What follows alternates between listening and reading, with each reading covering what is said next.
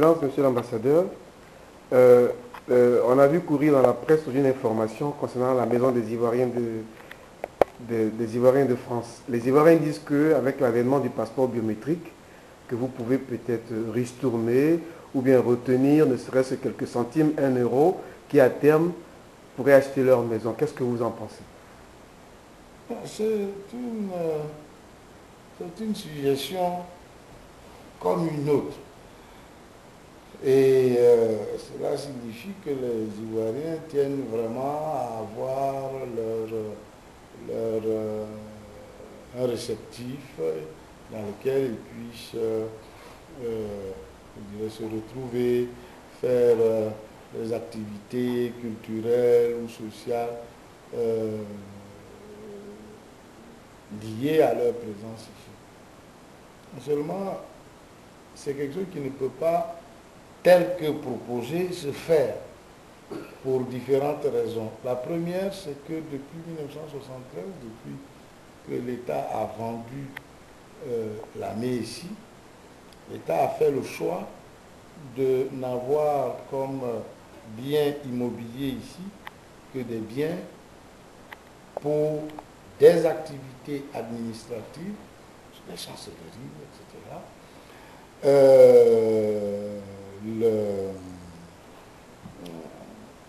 Des appartements pour ces diplomates. Et l'hôtel Masseran pour la maison qui accueillera notre chef d'État quand il vient à Paris. En dehors de ça, l'État ne semble pas avoir voulu poursuivre, je dis bien depuis 1973, une politique, je dirais,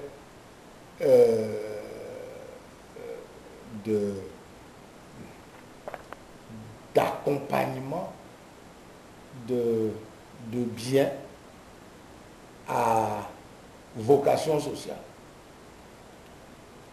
La deuxième chose, c'est que, pour prendre l'exemple précis qui a été donné du passeport biométrique, ça ne peut pas non plus se faire parce que les 100 euros ou 40 000 francs qui sont payés en Côte d'Ivoire pour la production de passeports biométriques, il s'agit du coût d'une opération liée à une convention entre l'État, une convention de BOT signée entre l'État et un opérateur privé. Donc pendant 15 ans, la SNEDAI produit des passeports biométriques sous le contrôle de l'État et verse une espèce de loyer à l'État qui représente, je ne sais pas quel pourcentage, en tout cas, d'après ce que j'ai cru comprendre, c'est autour de 20% ou 25%, je n'ai pas les chiffres exacts en tête, que la SNEDAI verse à l'État. Et au bout de 15 ans, l'opération de production des passeports revient à l'État. Alors, cet argent que verse la SNEDAI à l'État, je ne sais plus, 6 ou 7 000 francs, peut-être moins, que l'État perçoit, va directement au Trésor, sur un compte spécial.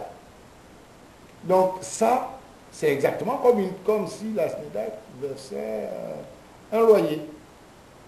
Donc, ce n'est pas sur ça qu'on va procéder.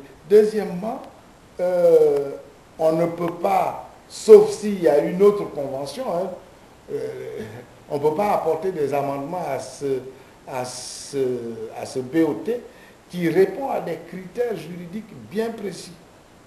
Donc, on ne peut pas dire, bon, mais comme vous payez 100 euros pour un passeport, ajoutez encore 2 ou 1 euro pour pouvoir acheter notre maison. Non. Ce serait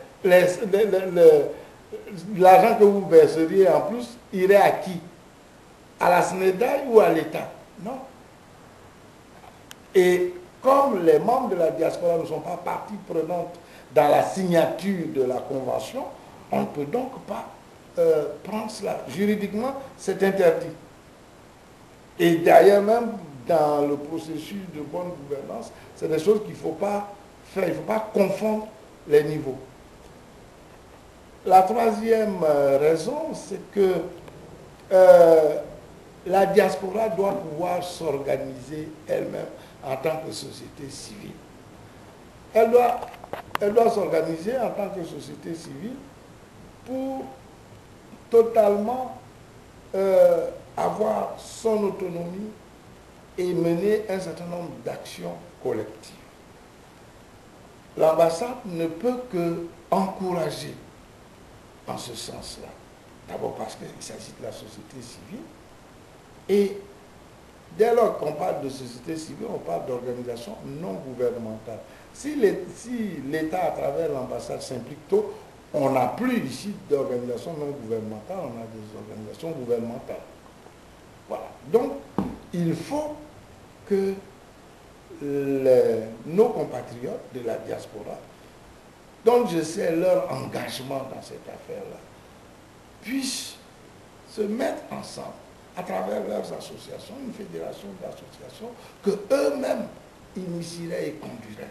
Et ils peuvent se dire, bon, on paye une cotisation et à cette cotisation, chacun ajoute 1 euro ou 2 euros pour que nous achetions notre... Et l'ambassade peut les accompagner, peut prendre peut faire les démarches auprès des autorités, aux autorités françaises, pour les sensibiliser à cette préoccupation. D'autres diasporas africaines le font. Je ne vois pas pourquoi mes compatriotes ne le feraient pas.